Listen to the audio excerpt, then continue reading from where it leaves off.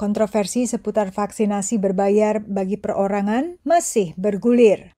Tapi menurut Menteri BUMN Erick Thohir lewat akun Instagramnya, program ini adalah untuk membantu percepatan program vaksinasi. Kita punya jaringan apotek kimia farma itu 1.300. Dan di dalam apotek itu kemarin saya kan sudah lihat kan, ada klinik-kliniknya, ada dokternya, ada nakesnya. Apa salahnya kalau kita ingin mengurangi beban nakes yang ada di rumah-rumah sakit? Apa salahnya?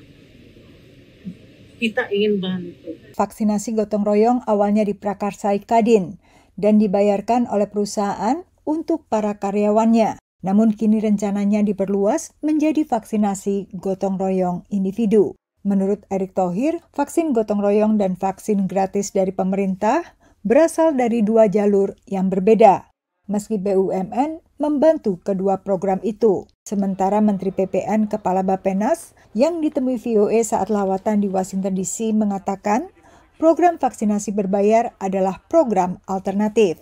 Bagi masyarakat yang ingin memperoleh vaksin lebih cepat, ya, lebih cepat, dan tentu ini ada konsekuensinya untuk bayar, dan juga pemerintah mengadakannya itu dengan memberikan kesempatan kepada swasta dan termasuk kepada BUMN.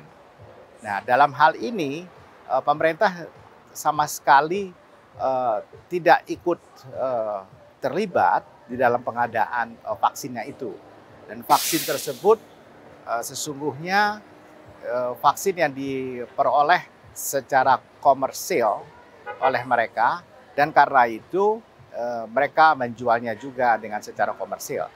Menurut pakar penyakit menular Johns Hopkins University, meski masing-masing negara memberlakukan strategi vaksinasi sendiri, prinsip penanganan pandemi adalah sama, yaitu mendahulukan yang rentan. The best way to control the pandemic for sure in a country is to try to immunize as many people as fast as possible by providing vaccines freely and access so people can get immunized.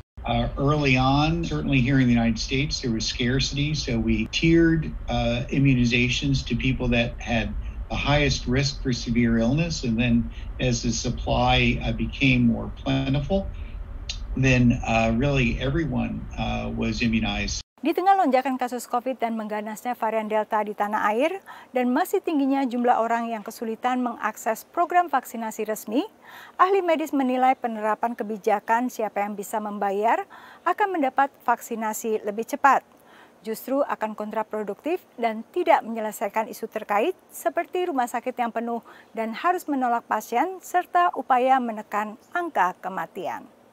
Sementara itu, Michael Ryan, Direktur Eksekutif WHO kepada VOA menambahkan bahwa pihaknya mengerti kesulitan Indonesia menghadapi lonjakan kasus varian Delta. We should be much further ahead with vaccination there. Indonesia should have had much more access to vaccines through initiatives like COVAX. So again, I think it makes the point that free vaccination a point of access in mass vaccination campaigns to vaccinate the most vulnerable, to vaccinate frontline health workers was the plan. Unfortunately, that is not how this is working out. And again, we're seeing hundreds, thousands of people being infected, and more importantly, people being hospitalized and died who could and should have been protected thus far in this pandemic. Selain bantuan vaksin Moderna dari Amerika Serikat sebanyak 3 juta dosis pekan sebelumnya, Indonesia telah menerima tambahan vaksin Moderna sebanyak 1,5 juta dosis dari Amerika. Bantuan baru ini disertai tambahan pelatihan, 1.000 ventilator dan bantuan lain yang bernilai total $14,5 juta atau lebih dari 200 miliar rupiah. Dari Alexandria, Virginia, Yuni Salim dan tim VOA.